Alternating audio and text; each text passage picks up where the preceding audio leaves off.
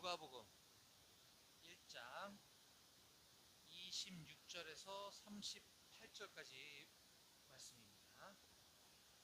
하나님께서 오늘 우리에게 주신 말씀은 누가복음 1장 26절에서 38절, 누가복음은 신약성경 세 번째 책에 있습니다. 누가복음 1장 26절에서 38절 함께 찾으시고 한번 들어보도록 하겠습니다.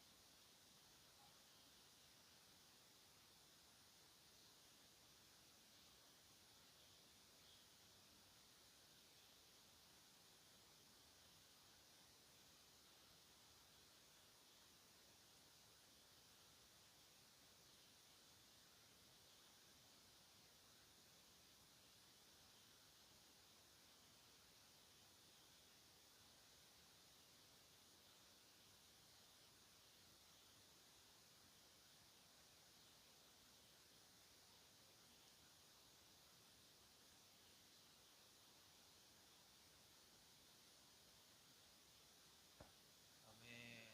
아멘.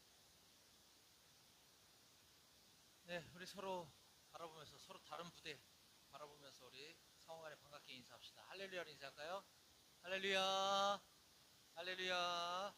예, 반갑습니다. 여러분들 일주일 동안 또 같은 바 자리에서 같은 바 부대 임무 특성상 또 나라를 지키느라 수고해주신 여러분들을 주님의 이름으로 환영하고 축복합니다.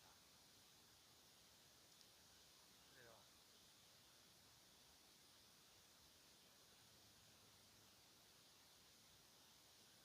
그렇죠.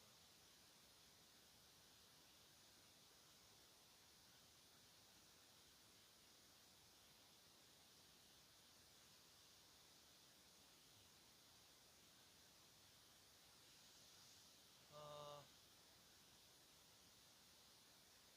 이제 4일 뒤면 성탄절입니다. 성탄절은 목요일이고 평일이지만 동일하게 성탄 감사 예배는 이 자리에서 있습니다. 특별히 이번 성탄 감사 예배 때는 굉장히 푸짐한 간식이 지금 예고되어 있어요. 우리 교회도 평상시 간식보다 제가 디저트 과일까지 넣은 토스트 고급 버전으로 업그레이드 할 거고, 또 저희 민간 교회에서 또 여러분들 위해서 제가 내용은 뭔지 못 물어봤는데 지금 간식을 열심히 준비하고 계시다고 24일 날 제가 이제 받아올 예정입니다. 그래서 그거 여러분들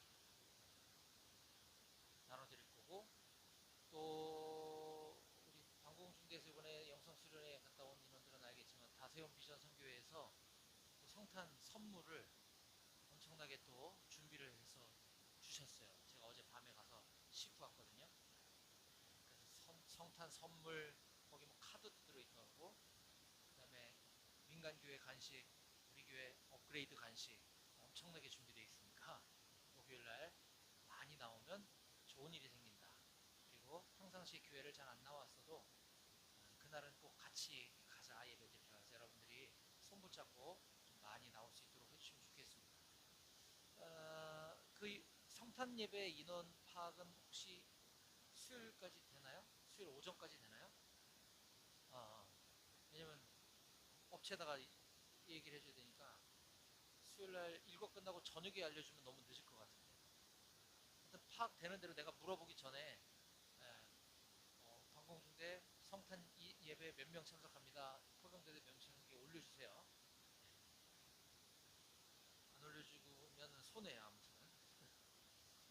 해주시고 그리고 우리 대대급 교회는 성부영신 예배는 별도로 없습니다. 12월 31일 밤 12시에 드리는 예배가 민간교회에서도 있는 교회 있고 없는 교회 있는데 우리는 뭐 특별히 연등하는 부대도 있을지 모르겠지만 대부분 연등하지도 않고 밤 12시 예배 드리면 또 그 다음날 피곤하고 수도 있기 때문에 성부영신 예배는 별도로 없다.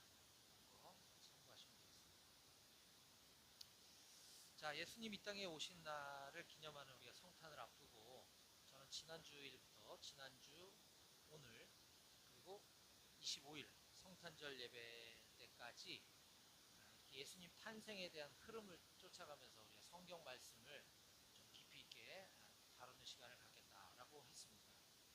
지난주일은 그 첫 번째 시간으로서 예수님의 족보 이야기라는 제목으로 말씀을 함께 살펴보았는데요. 오늘은 우리가 좀 전에 읽었던 이 누가복음 1장의 성경 본문은 바로 마리아의 수태고지라고 하는 내용으로서 많이 알려져 있는 내용입니다. 마리아의 수태고지 들어보셨나요? 백마고지인가? 그런 고지가 아니고 마리아의 수태, 그러니까 마리아가 임신할 거라는 것을 고지받았다, 고지했다, 이런 뜻이에요. 좀 어려운 말이지만 천사가 와서 마리아에게 임신할 것을 알려줬다라는 것을 한자어로 마리아의 수태고지라는 말로 쓰는데 뭐 아무튼 자, 이와 같은 마리아의 수태고지라는 이 타이틀을 가지고 많은 미술가들이, 유명 미술가들이 그림도 그렸고 레오나르도 다빈치 같은 화가들이 마리아의 수태고지라는 제목의 그림을 남겼을 뿐만 아니라 그 외에도 뭐 유명한 화가들이 많이 그림을 그렸습니다. 그리고 아베 마리아라고 하는 노래는 들어보셨죠, 여러분? 아베 마리아라고 하는 오페라나 클래식 같은 음악도 다 이 오늘 본문을 배경으로 만들어졌던 노래입니다. 그런데 문제는 이 본문 말씀을 정확하게 해석하고 이런 예술 쪽의 문화, 연극, 뭐 그림, 음악 이런 것들이 만들어진 게 아니라 좀 잘못 왜곡된 것들이 좀 많이 있어서 저는 오늘 이 시간에 주께서 함께 하시는 자가 은혜를 받은 자입니다. 바꿔주세요. 라는 제목으로 그동안 이 오늘 본문을 보고 마리아의 수태고지 장면, 아베 마리아 이런 것들을 잘못 우리가 알고 있었던 지식들, 잘못된 정보들을 오늘 바로잡고 성경적으로 정확하게 우리가 해석해서 바로잡고 오늘 우리에게 주시는 교훈을 함께 나누기를 원합니다. 오늘 설교 제목 같이 함께 읽어볼까요? 시작! 주께서 함께 하시는 자가 은혜를 받은 자입니다. 예, 그렇습니다. 오늘 본문은 이렇게 시작을 하고 있습니다. 26절입니다. 여섯째 달에 천사 가브리엘이 하나님의 보내심을 받아 갈릴리 나사렛이란 동네에 가서 다윗의 자손 요셉이라 하는 사람과 약혼한 처녀에게 이르니 그 처녀의 이름은 마리아라. 네, 여섯째 달에 26절은 여섯째 달에라는 표현으로 시작을 하고 있습니다. 이게 무슨 말인가요? 여섯째 달, 6월 달을 말하는 건가요?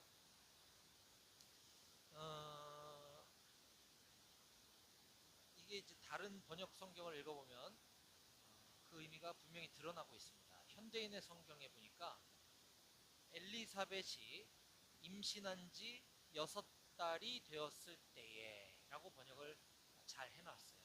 즉 오늘 우리가 보고 있는 개역개정 성경에 여섯째 달에 천사 가브리엘이 나타났다. 이것은 엘리사벳이 임신 6개월째 됐을 때에 천사가 나타났다는 뜻이에요. 자, 그러면 엘리사벳은 누구인가? 여자겠죠. 임신했다고 하는 거 보니까. 엘리사벳이 누군가? 자, 조금만 위로 올라가 봅시다. 5절. 누가복음 1장 5절에 보니까 유대 왕 헤롯 때에 아비야 반열에 제사장 한 사람이 있었으니 이름은 사가리아요. 그의 아내는 아론의 자손이니 이름은 엘리사벳이라. 엘리사벳 이름이 나왔어요. 아, 제사장 사가랴의 부인이구나. 사가랴 제사장 사모가 엘리사벳이구나 라는 걸 우리는 알 수 있죠. 자, 조금 더 내려가서 13절 보겠습니다. 천사가 그에게 이르되 사가랴여 무서워하지 말라. 너의 간구함이 들린지라 내 아내 엘리사벳이 네게 아들을 낳아주리니 그 이름을 요한이라 하라. 아, 엘리사벳은 요한의 어머니구나. 그러면 요한복음을 쓴 요한의 어머니인가? 세례 요한의 어머니인가? 자, 조금 더 내려가 봅시다. 17절.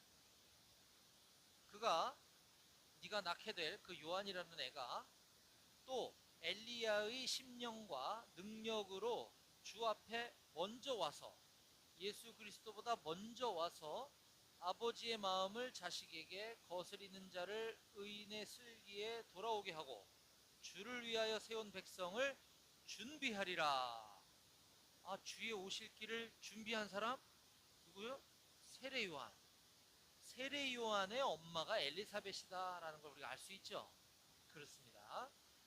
자, 36절도 한번 봅니다. 36절. 보라.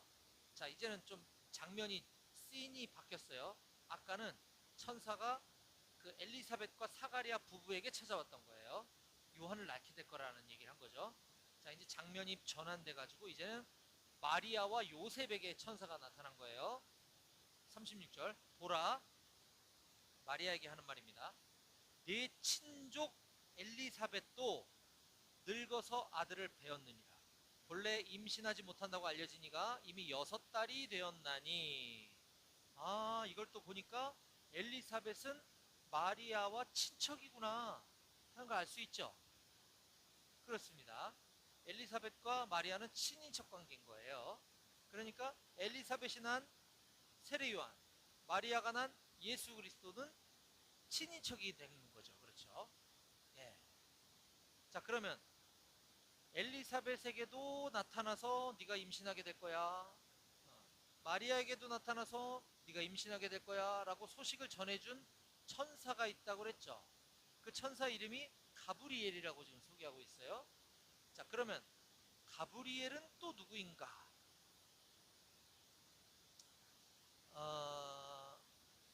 가브리엘은 뭐 천사 이름이라고 성경이 소개하고 있습니다. 19절 보니까 자, 천사가 대답하여 이르되 나는 하나님 앞에 서 있는 가브리엘이라.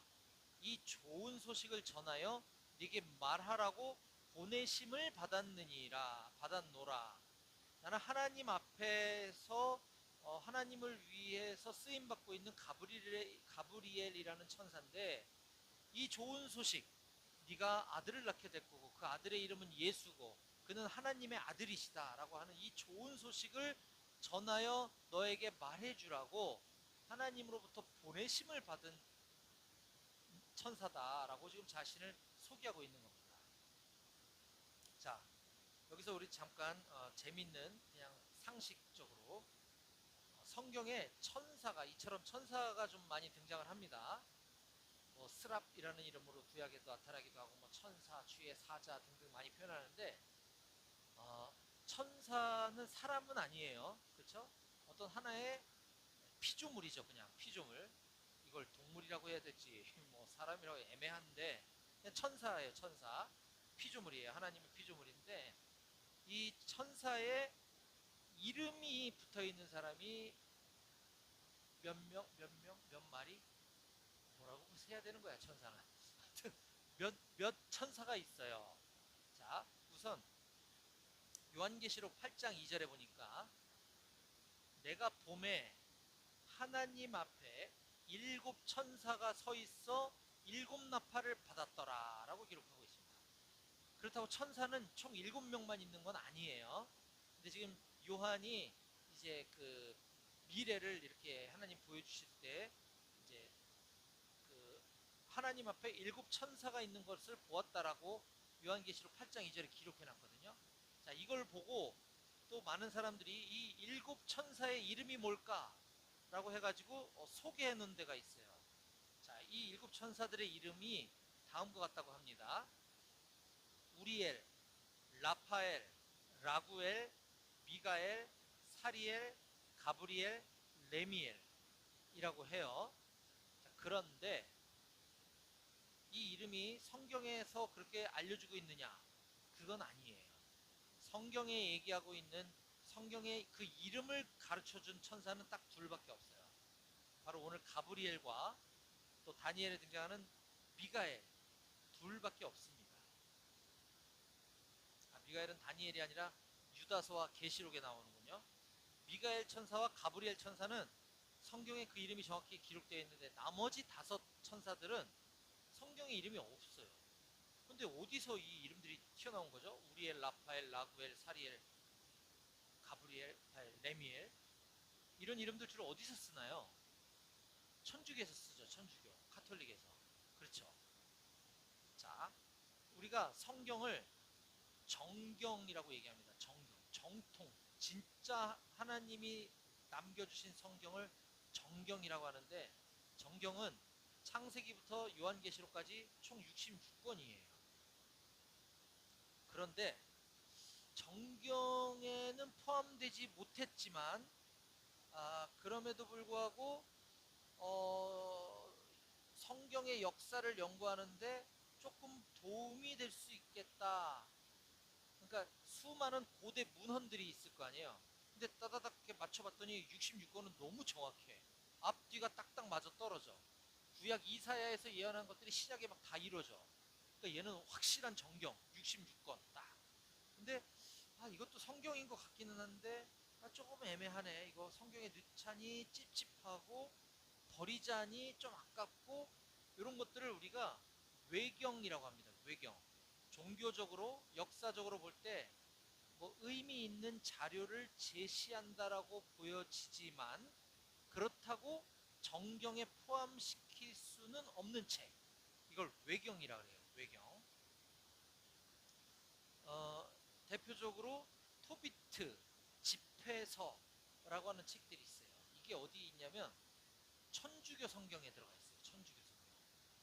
카톨릭 성경은 우리 신구약 66권만 있는 게 아니라 여기에 7권이 더 추가되어 있어요. 토비트, 집회서 뭐 이런 책들이.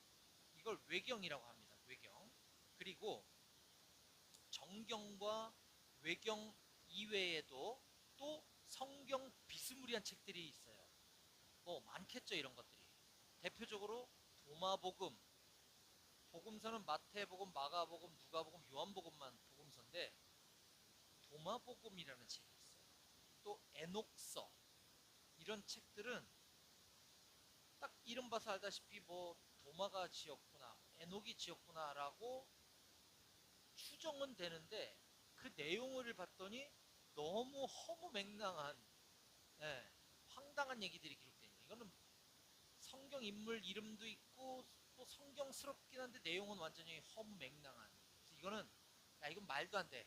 이거는 아예 빼. 해놓은 것들이 위경이에요. 요즘 정부에서 환단고기 그거 가지고서 많이 싸우죠. 대통령이 환단고기도 이것도 사료 아니냐, 역사 사실을 기록한 거 아니냐, 왜 연구 안 하냐 했다가 지금 막 욕먹고 난리가 난 책이 환단곡인데 이미 역사학자들은 딱 검토해봤더니 이거는 역사책도 아니고 역사적인 논리도 없고 증거도 없고 비슷한 문헌도 없고 그냥 지어낸 얘기다. 그래서 이건 역사에서 완전히 역사의 토론장 안에 들어오지도 못하는 책이 환단곡이라는 것처럼 성경의 역사에 그런 책들을 바로 위경이라고 하는 거예요. 위경. 근데 돌 김용옥 선생 원래 철학자죠, 이 양반이. 근데 또 뭐 자기가 성경을 연구하겠다고 신학을 공부해가지고 한신대 석좌 교수인가 하고 있는데 이 사람은 하나님 믿는 사람이 아니에요. 돌 김용옥은 그리스도인이 아니야. 신학은 공부했지만 자기 똑똑한 머리 믿고 엉뚱한 공부를 하고 이 사람이 지금 도마복음 이런 거 연구하고 있거든요. 아무튼 이 위경이라는 게 있어요. 말도 안 되는 책. 그런데 아까 제가 소개한 계시록에 나오는 7천사의 이름들은 다 이러한 외경이나 위경에 등장하는 이름들이다라는 거죠. 그래서 천주교에서는 그렇게 흔히 쓰지만 우리 개신교에서는 그거는 쓰잘데기 없는 얘기, 중요하지도 않은 얘기, 아무 의미 없는 얘기다. 우리는 성경에 나와 있는 미가엘 천사와 가브리엘 천사만 알면 된다. 자, 그러면 미가엘 천사는 누구냐? 유다서 1장 9절과 계시록 12장 7절에 보면 이 미가엘은 주로 전쟁을 담당하는 천사로 알려져 있어요. 우리가 천군 천사라는 말 쓰잖아요. 천군 천사를 거느리고 영적 전쟁을 하나님이 내 대신 벌여주신다 할 때 그 천군 천사를 거느리는 천사장이 미가엘인 것이고요. 또 오늘 누가복음에 등장하는 가브리엘 천사는 누가복음 1장에도 오늘처럼 이렇게 기록되어 있고 또 다니엘서 8장과 9장에 보면 이 얘는 주로 하나님의 어떤 메시지를 인간 세계에 내려와서 사람에게 전해주는 통신병 같은 전령과 같은 역할을 하는 천사가 가브리엘 천사다.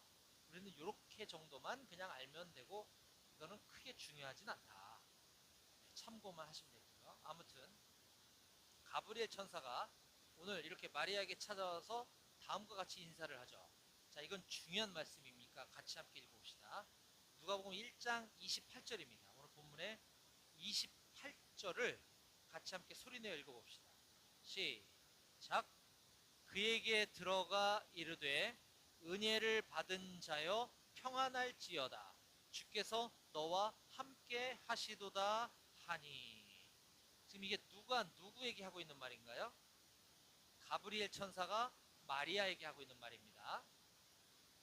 은혜를 받은 자여 평안할지어다. 주께서 너와 함께 하시도다. 바로 이 누가복음 1장 28절을 잘못 해석하는 바람에 오늘날과 같은 아베 마리아가 탄생된 거예요. 이게 뭔지를 제가 지금부터 이 세계사 역사와 성경 번역의 역사를 제가 짧게 소개해 드릴 테니까 그냥 듣고만 이해만 하세요. 자, 성경은 번역된 역사가 있어요. 과거에 알렉산더 대왕 아시죠, 여러분들? 예, 그리스가 온 세계를 제패했던 시절을 우리가 알렉산더 대왕이라고 하지 않습니까? 그때 당시에 이 세력이 얼마나 넓었냐면 그리스, 페르시아, 인도까지 먹었어요. 이 헬레니즘 문화가. 그래서 이 알렉산더 대왕이 그리스는 헬라어를 쓰고 페르시아는 이란어를 쓰고 인도는 인도어를 쓴단 말이죠. 근데 이게 내가 다 정복했는데 이게 서로 언어가 다 달라. 그래서 야, 공용어 통일어를 만들어라 해서 만들었던 말이 코인의 헬라어라는 거예요. 코인의 헬라어. 그때 당시 그 알렉산더 제국을 통치할 때 공용어로 언어로 쓰인 게 이 코인의 헬라어라는 거였는데 성경은 그때는 구약만 있었겠죠. 기원 전이니까. 성경은 구약 성경은 고대 히브리어로 쓰여졌어요. 히브리어. 히브리어는 유대인들 언어죠. 근데 고대 히브리어를 읽고 쓸 줄 아는 사람이 별로 없잖아요. 그러니까 이때 당시 알렉산더 대왕이 만들었던 코인의 헬라어로 성경을 번역을 시킵니다. 그래서 일반 사람들이 쉽게 읽을 수 있도록 번역해 놓은 책이 바로 70인역이라고 하는 거예요. 70인역. 70인역은 히브리어 원어 성경을 코인의 헬라어로 번역한 책이다. 자, 그리고 이 기원전 3세기에 그랬던 거고요. 자, 그 뒤로 이제 예수님이 오시고 예수님 시대에 예수님이 이 땅에 계시던 시대를 지나는 동안 알렉산드리아 학파 출신의 유명한 학자인 제롬이라고 하는 학자에 의해서 이때 당시는 또 시대가 또 바뀌었어요. 로마가 전 세계를 지배하던 시절에 이때는 라틴어가 세계 공용어가 됩니다. 라틴어. 그래서 이 제롬이라고 하는 학자가 성경을 라틴어로 번역을 해요. 이거를 벌게이트역 혹은 불가타역이라고 하는 겁니다. 자, 이 라틴어로 쓰여진 벌게이트역 성경은 히브리어 원어에서 다이렉트로 번역을 하게 되죠. 70인역을 거치지 않고 중간에 알렉산더 대왕이 번역했던 그 코인의 헬라어로 쓰여진 70인역을 통과하지 않고 히브리어를 다이렉트로 이 라틴어로 번역한 성경이 불가타역인데, 이것이 시대를 흘러오면서 AD 388년 트렌트 공의회에서 공식 성경으로 공인을 받게 됩니다. 그게 지금까지도 쭉 흘러내려오면서 카톨릭 천주교에서는 이 불가타역, 벌게이트역 성경을 공식 성경으로 지금도 사용하고 있어요. 그걸 한국어로 번역을 했다라는 거죠. 자, 그러다 보니 이때 당시 라틴어가 세계 공용어로 쓰이다가, 지금 라틴어 쓰는 사람 많지 않잖아요. 지금은 전 세계 사람들이 많이 통용되고 있는 언어가 뭡니까? 영어죠, 영어. 이 영어가 라틴어랑 이제 비슷한 언어인데, 영어 성경이 번역을 할 때에도 마찬가지로 원어인 히브리어를 갖다가 바로 번역을 하기도 하지만, 중간에 언어 구조가 유사하고 그 직전에 전 세계에 통용되었던 라틴어 성경인 불가타역의 영향을 많이 받은 것도 사실이에요. 영어 성경이. 그러다 보니까 이 NIV 같은 영어 성경들이 이 벌게이트의 영향을 받은 잔재가 아직 조금 남아있기도 합니다. 그 대표적인 구절이 바로 오늘 누가복음 1장 28절이에요. 무슨 말이냐? 여기 보면 그에게 천사가 가브리엘 천사가 마리아에게 들어가 이르되, 여기 그 이르되라고 하는 단어를 잘 봐야 돼요. 이르되가 뭡니까? 무슨 뜻입니까 이게? 말하다는 뜻이에요. 말하다. 네. 천사가 마리아에게 말했다라는 거거든요. 뭐 큰 의미가 없어요. 그쵸? 그냥 가브리엘 천사가 마리아에게 말하되, 이런 뜻이거든요. 근데 아까 라틴어로 번역했다고 하는 이 벌게이트역 성경에는 이 단어를 뭐라고 번역을 해놨냐면 아베라는 단어를 썼어요. 아베. 이게 라틴어인 거예요. 라틴어. 가브리엘 천사가 마리아에게 아베 했다라는 거죠. 그럼 이 아베라는 단어가 무슨 뜻인지를 알아야 되겠죠. 이거를 영어 성경에서는 어떻게 번역을 했냐면 greeting이라는 단어를 쓰고 있어요. greeting. 지금 현재 우리가 보고 있는 영어 성경에 보면 greeting. 이 무슨 뜻입니까? 인사하다, 문안하다. 아랫사람이 윗사람에게 문안 인사를 드리는 거예요. 이게 greeting, 아베라는 단어가. 그러다 보니 천사가 와서 마리아에게 문안하였다. 아베 마리아. 이렇게 된 거예요. 이해가 되시겠어요? 그런데 과연 우리 성경에 지금 이르되라는 말에서는 전혀 문안했다, 뭐 높였다라는 의미가 느껴지지가 않는단 말이에요. 근데 이걸 왜 아베, 그리팅이라는 단어를 쓰고 있을까? 그러면 원어 성경을 찾아봐야 되겠죠?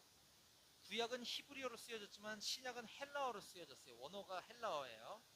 헬라어 성경의 이 누가복음 1장 28절을 찾아보면 지금 우리 한글 성경에 이르되, 벌게이트역의 아베, 영어 성경의 greeting이라고 쓰여있는 이 단어가 헬라어에는 에포라는 단어를 쓰고 있어요. 에포. 이게 오리지널인 거죠. 그러면 에포라는 헬라어는 무슨 뜻을 갖고 있나? 이거는 우리 한글 성경이 그래서 번역을 잘해놓은 거예요.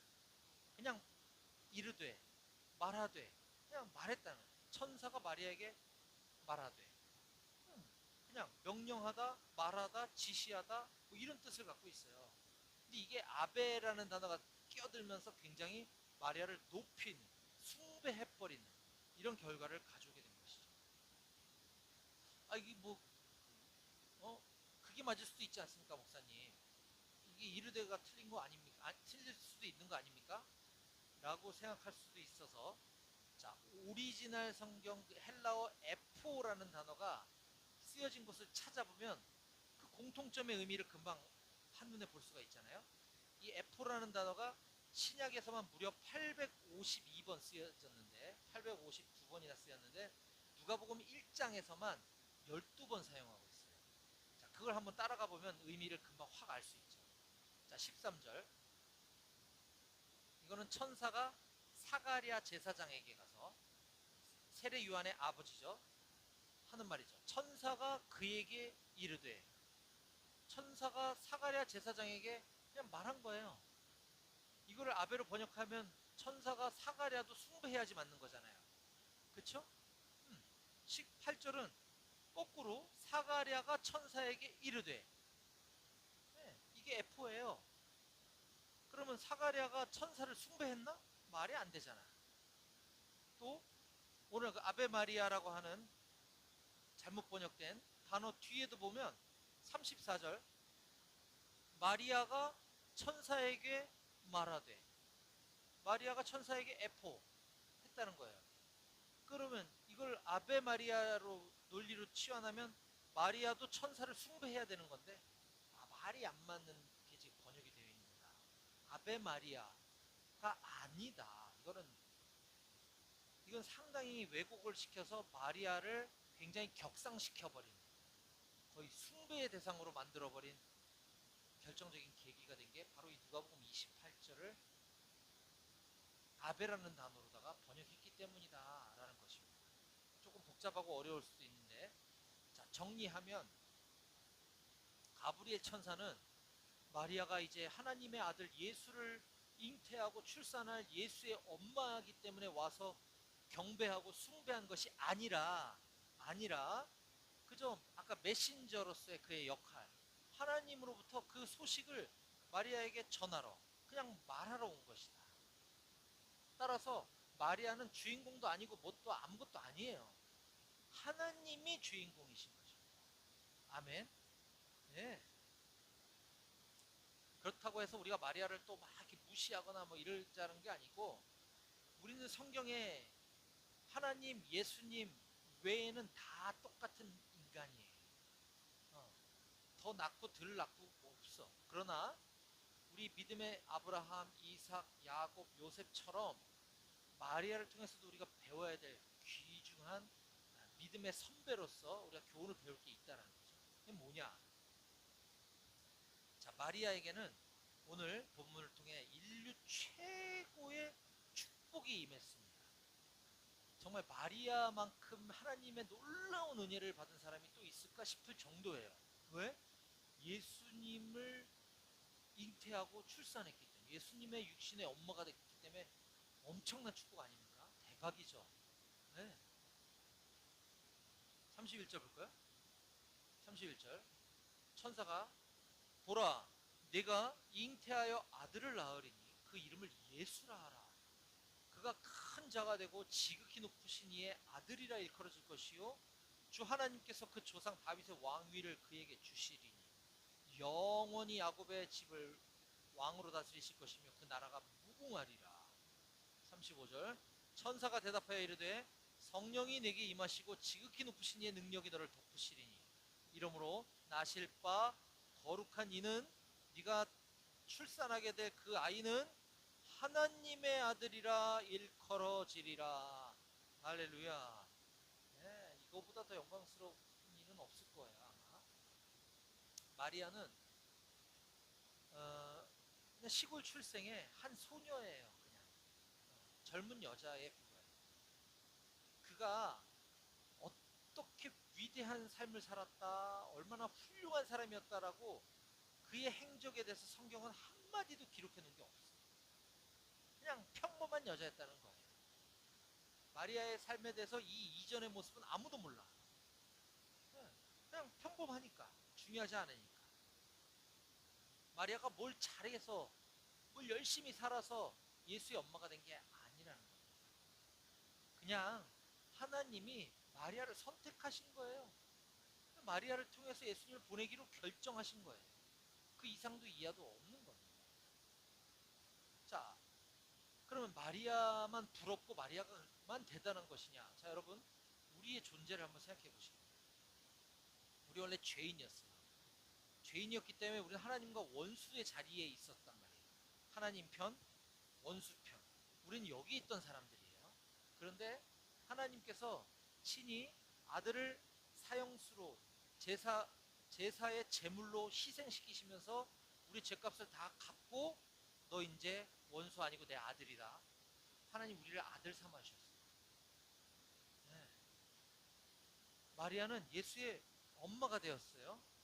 그런데 우리는 하나님의 아들이 되었어요. 믿으십니까? 아멘. 똑같은 거예요. 똑같다라는 거예요. 우리도 하나님을 아버지로 둔 하나님의 아들이자 예수님과 형제가 되었다고 하는 사실. 이거보다 더 큰 축복, 이거보다 더 놀라운 은혜는 없는 줄로 믿으시기 바랍니다. 아멘. 네. 그래서 오늘 28절, 너무너무나 중요한 28절 보면 그 이르되가 아베가 되었다라고 하는 거 기억할 뿐만 아니라 은혜를 받은 자여 평안할지어다 주께서 너와 함께 하시도다. 즉 은혜를 받은 자는 평안할 것이고 은혜를 받은 자는 주님이 함께 하시는 자다라고 하는 사실을 꼭 믿으시기 바랍니다. 바꿔 말하면 주님이 함께 하시는 저와 여러분들은 은혜를 받은 자이다라는 것이에요. 믿으십니까? 아멘. 주께서 함께 하시는 자가 은혜를 받은 자다. 마지막으로 우리가 깨달아야 될 중요한 교훈이 하나 있습니다. 마리아는 놀라운 축복을 받았어요. 우리가 지금 이걸 제3자로서 이 글을 보니까 마리아 좋겠다. 와, 어떻게 이런 로또가 맞았냐라고 생각이 들지만 당시 마리아의 입장으로 한번 우리가 생각을 해봅시다. 마리아는 요셉과 아직 결혼한 상태가 아니에요. 그냥 약혼한 사이란 말이에요. 남자를 가까이 하지 않았다라고 성경이 얘기하고 있어요. 그런데 천사가 와서 오늘 갑자기 너 임신할 거야.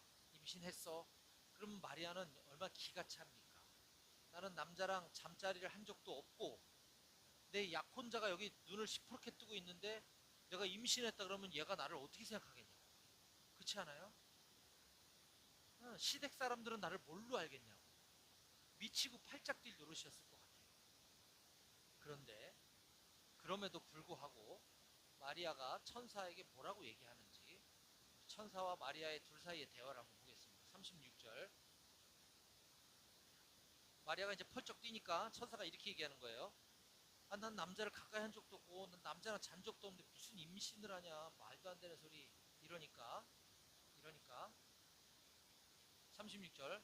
보라, 내 친족 엘리사벳도 늙어서 아들을 배었느니라. 본래 임신하지 못한다고 알려진 이가 이미 6달이 되었나니 대저 하나님의 모든 말씀은 능하지 못함이 없느니라. 그러자 마리아가 이르되 주의 여종이오니 말씀대로 내게 이루어지이다 하매 천사가 떠나가니라. 천사의 말을 듣고 하나님의 모든 말씀은 능하지 못한 게 없는 거 너 몰라? 그러니까 예, 저는 주님의 여종이오니 주님의 말씀대로 이루어질 줄로 믿습니다. 아멘입니다. 제가 순종하겠습니다 라고 얘기하는 거예요. 대단한 믿음이죠. 여러분, 상식적인 것이 있습니다. 이것이 크리스마스 트리라고 하는 것은 상식이에요. 이걸 선인장으로 우기면 안 되죠. 이게 크리스마스 트리라고 할 때, 맞아, 이거 크리스마스 트리야 라고 상식에 동의하는 것을 우리는 믿음이라고 얘기하지 않습니다. 그렇죠? 이거 남이 다 크리스마스 트리라고 하니까 나도 크리스마스 트리, 이게 믿음은 아니라는 거예요. 그런데 비상식적인 거, 도저히 머리로 이해가 안 되는 거, 논리적이지 않은 거, 그런데 그게 하나님의 말씀이라면 순종하는 것, 그것이 믿음이라고 하는 사실을 꼭 기억하시기 바랍니다. 어떻게 천지를 창조하신 하나님이 인간이 되어서 이 땅에 오시냐. 세상에 존재하는 그 어떤 신화도, 단군 신화, 그리스 로마 신화, 무속 신앙, 온갖 잡신들 다 나오는 이야기들을 봐도 신은 완벽한 존재로 그리지, 신이 인간으로 와갖고 인간 손에 처형당해 죽었다라는 신은, 그런 바보 같은 신이 어디 있어요? 그렇지 않아요? 너무 비상식적인 신이에요. 하지만 그걸 믿는 것이 믿음이다. 비상식적인 것, 그러나 순종하는 것, 거기에 순종하는 것이 믿음인 줄 꼭 믿으시기 바랍니다. 저는 부족하지만 지금까지 살아오면서 이건 말도 안 돼. 예, 나는 오포병여단 목사인데 여기에 3, 4단 있는 지역에 여기 다 쓰러져가 아무것도 없는 교회가 있는데 이거를 보여주시고 나서 계속 생각나게 하시고 왜 자꾸 이게 생각나지?